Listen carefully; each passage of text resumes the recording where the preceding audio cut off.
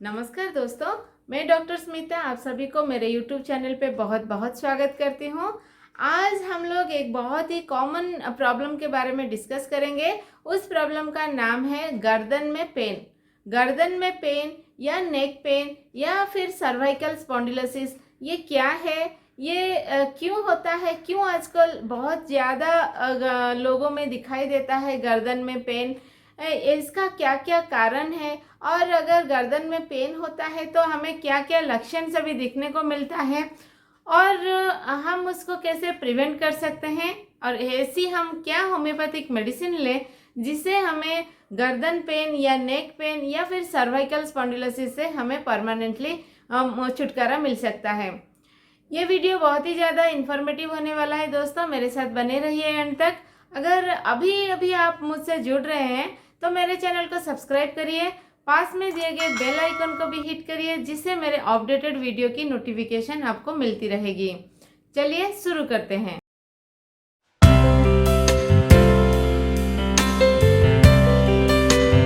दोस्तों, गर्दन में दर्द, नेक में पेन या फिर सर्वाइकल स्पॉन्डिलोसिस, उसको जानने से पहले हमें ये जानना जरूरी है गर्दन हमारा क्या काम करता है हमारे बॉडी में। दोस्तों, गर्दन जो है ये हमारा हेड एंड बॉडी को कनेक्ट करती है। इसमें बहुत सारे मसल्स, टेंडन्स, बोन सभी है जो हमारा हेड एंड बॉडी को कनेक्ट करता है, और गर्दन के वजह से ही हमारा हेड का मूवमेंट पॉसिबल हो पाता है, हमारा हेड में फ्लेक्सिबिलिटी रहती है, और जो हेड का जो वजन है, जो वेट है, गर्दन उसको कैरी करता है। यही है हमारा नेक का फंक्शन।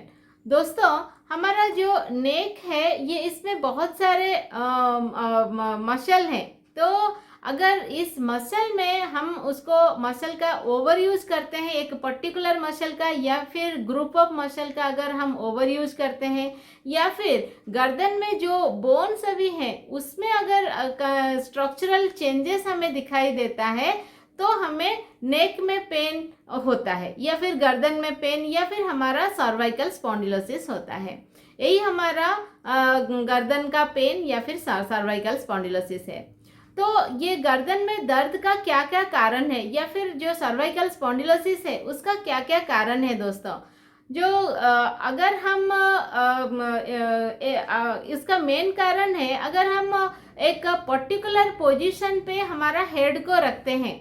अगर हम मोबाइल देखते हैं तो 1-2 घंटा 3 घंटा हम कंटिन्यूसली एक ही पर्टिकुलर पोजीशन पे अगर मोबाइल देखते हैं, या फिर हम लैपटॉप पे काम कर रहे हैं तो पर्टिकुलरली एक ही पोजीशन में हम कंटिन्यूसली काम कर रहे हैं, या फिर हम पढ़ाई कर रहे हैं तो एक ही पोजीशन में बैठ के 3-4 घंटा हम पढ़ाई करते हैं हेड को झुका के।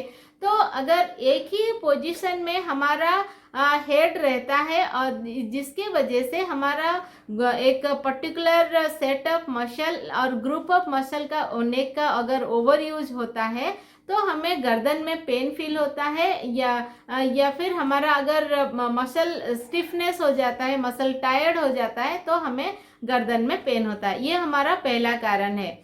दूसरा कारण है दोस्तों, अगर हम हमारा नेक का जो नेक है, अगर हम पीलो देते हैं, बहुत हाई पीलो देते हैं नेक को एंड हेड को सपोर्ट करने के लिए, एक ऊंचा सा पिलो अगर हम डालते हैं हमेशा, तो हमारा एक ग्रुप ऑफ मसल का वो ओवर यूज होता है, तो जिसकी वजह से हमारा नेक में स्टिफनेस फील होता है और हमें गर्दन में पेन होता है। अगर दोस्तों हमारे गर्दन में कहीं पे इंजरी हो जाए, हमें चोट लग जाए, हमारा इंजरी हो जाए, जिसके वजह से इंजरी के वजह से भी हमें गर्दन में दर्द होता है। हमारा नेक्स्ट कारण है दोस्तों, अगर हमारा गर्दन में जो बोन है उसमें अगर स्ट्रक्चरल चेंजेस होता है, बोन मतलब जो गर्दन है, हमारा गर्दन के जो बोन्स हैं उसको हम सर्वाइकल वर्टिब्री बोलते हैं। हमारा जो रीढ़ की हड्डी है, जो बेस ऑफ द नेक से शुरू होके कॉक्सिक्स तक लंबा एक जो हड्डी है, वो एक कंटिन्यूअस हड्डी नहीं है दोस्तों। ये हमारा छोटे छोटे 33 बोन्स मिला के ही हमारा ये वर्टिब्रल कलम बना है, हमारा जो रीढ़ की हड्डी बना है। ये छोटे छोटे बोन्स हैं, जो छोटे छोटे बोन्स जो नेक के अराउंड रहते हैं, हम उस बोन को सर्वाइकल वर्टिब्री बोलते हैं। सर्वाइकल हमारा 7 सर्वाइकल वर्टिब्री होता है, जैसे C1, C2, C3, C4, C5, C6, C7। ये 7 सर्वाइकल वर्टिब्री नेक के अराउंड जो वर्टिब्री रहते हैं, हम उसको सर्वाइकल वर्टिब्री बोलते हैं। ये 7 नंबर में रहता है।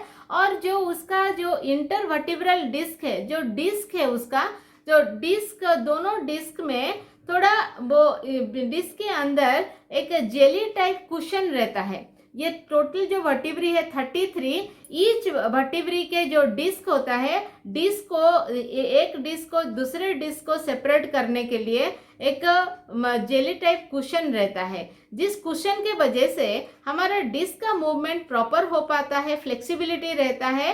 एंड ये जो हमारा वर्टिब्रल इंटरवर्टिब्रल डिस्क जो है वो एक दूसरे से नहीं टकराते हैं और हमें पेन फील नहीं होता है। लेकिन दोस्तों, अगर कुछ कारण के वजह से अगर ये जो कुशन है, जो जेली टाइप जो कुशन है, अगर वो श्रिंक हो जाता है, अगर वो ड्राई हो जाता है, तो ये वर्टिब्रल डिस्क एक दूसरे से टकराते हैं, जिसके वजह से बहुत सारे स्ट्रक्चरल चेंजेस आते हैं।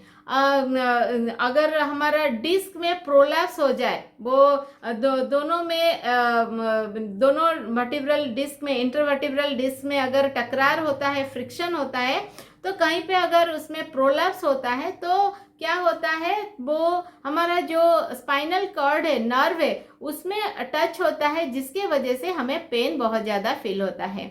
अगर हमारा बोन में ड्राइनेस हो जाए, अगर हमारा एज के चलते हमारा बोन अगर ड्राई हो जाता है, तो उसके वजह से अगर बोन में डिहाइड्रेशन हो जाता है, इसके वजह से बोन बहुत ज़्यादा हार्ड हो जाता है, सूखा हो जाता है, कभी कभार वो टूट जाता है। और वो टूटने के वजह से उसका पीसेस अगर हमारा नर्व को टच होता है तो हमें पेन फील होता है।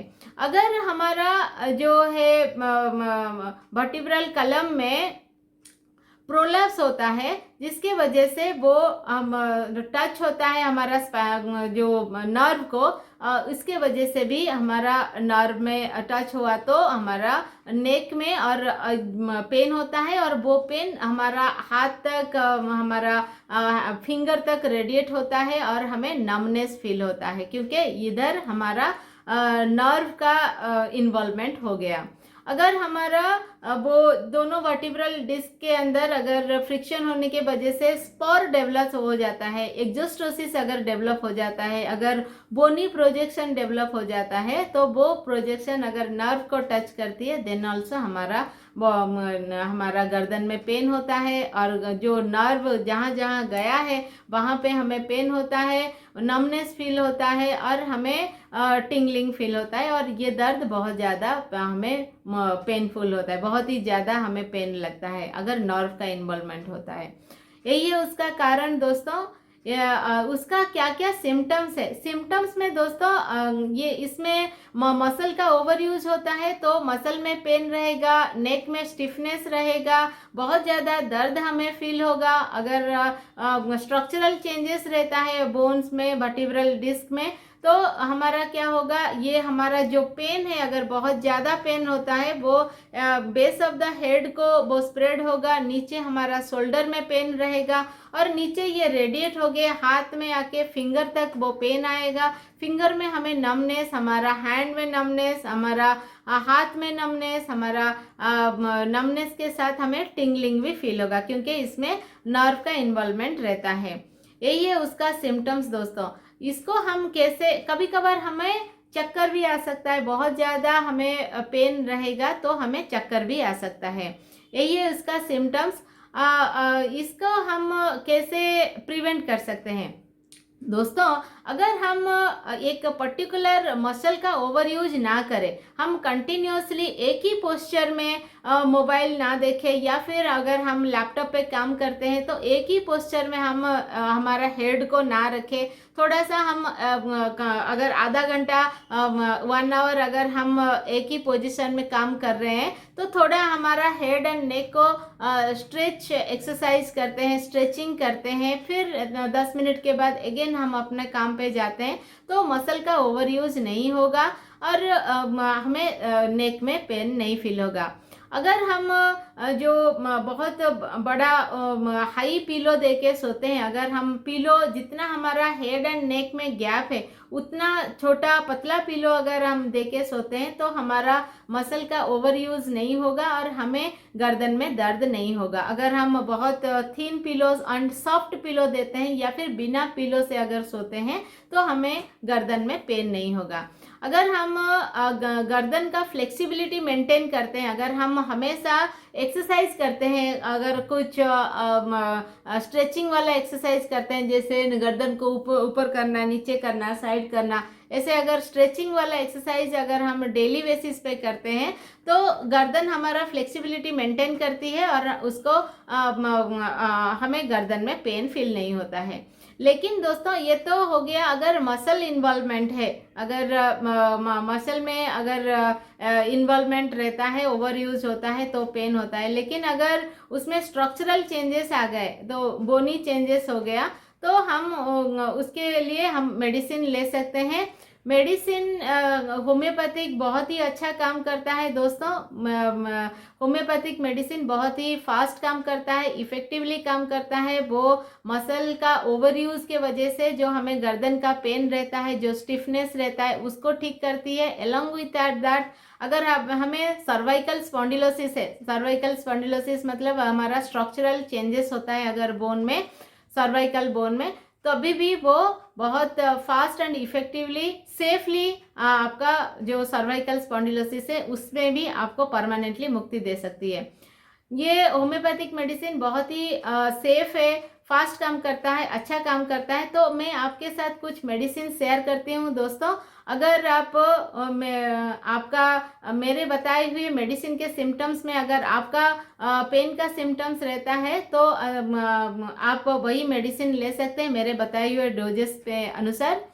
तो चलिए कुछ मेडिसिन मैं आपके साथ शेयर करती हूँ। हमारा मेडिसिन में दोस्तों पहला मेडिसिन है ब्रायोनिया।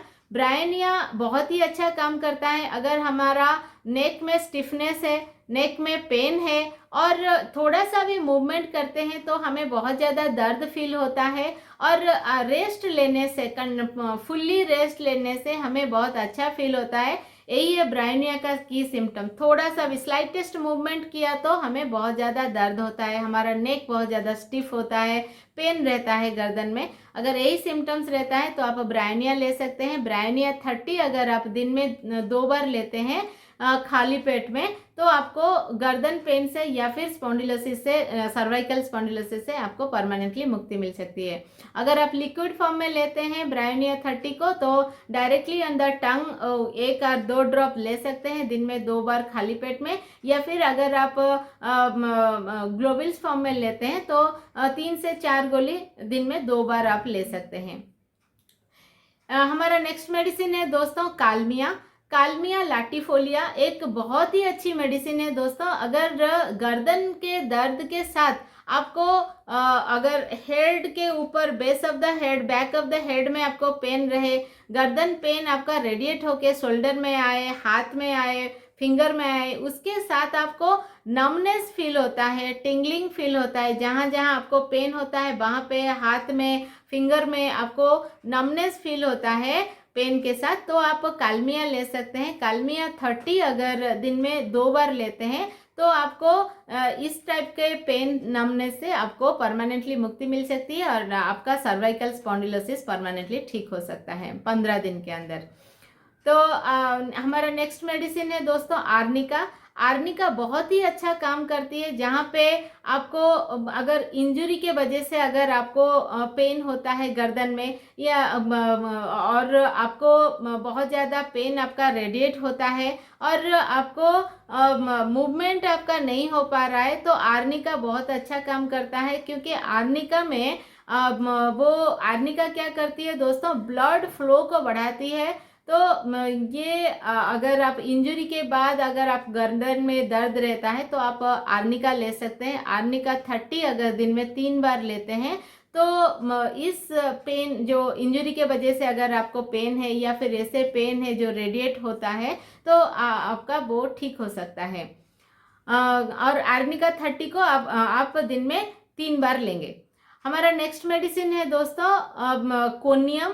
कोनियम हम उस कंडीशन में देते हैं दोस्तों जब आपको गर्दन में बहुत ज़्यादा पेन रहे, पेन के साथ आपको चक्कर लगे, चक्कर आए, तो बहुत, क्योंकि इसमें नर्व का इन्वॉल्वमेंट होता है तो चक्कर आ सकता है। अगर पेन के साथ अगर आपको चक्कर आता है तो आप कोनियम ले सकते हैं। कोनियम 30 अगर दिन में 2 बार लेते हैं तो आपका ये पेन के साथ जो चक्कर आता है सर्वाइकल स्पॉन्डिलोसिस में, तो आपको वो परमानेंटली ठीक हो सकता है। कोनियम 30 अगर आप दिन में 2 बार लेते हैं खाली पेट में डायरेक्टली अंदर टंग, या फिर ग्लोबुल्स फॉर्म में अगर लेते हैं 3 से 4 गोली दिन में 2 बार अगर लेते हैं तो पेन का इस कंडीशन में आपको परमानेंटली मुक्ति मिल सकती है और आपका सर्वाइकल स्पॉन्डिलोसिस जो है वो 15 डेज से लेके 1 मंथ के अंदर वो परमानेंटली ठीक हो सकता है। हमारा नेक्स्ट मेडिसिन है दोस्तों लैक्नांथस। लैक्नांथस एक बहुत ही अच्छी मेडिसिन है, बहुत अच्छा काम करता है। अगर गर्दन का दर्द, गर्दन हमारा इतना स्टिफ हो गया है कि एक ही साइड पे गर्दन मुड़ गया है, अभी इसका मूवमेंट, थोड़ा सा भी मूवमेंट नहीं हो पा रहा है, हम बिल्कुल भी गर्दन को मूव नहीं कर पा रहे हैं, स्लाइटेस्ट मूव भी हमारा नहीं हो पा रहा है, एक ही जगह पे वो स्टिफ हो गया है, सीवियर पेन है हमें, तो इस कंडीशन अगर आपका है तो आप लैक्नांथस ले सकते हैं।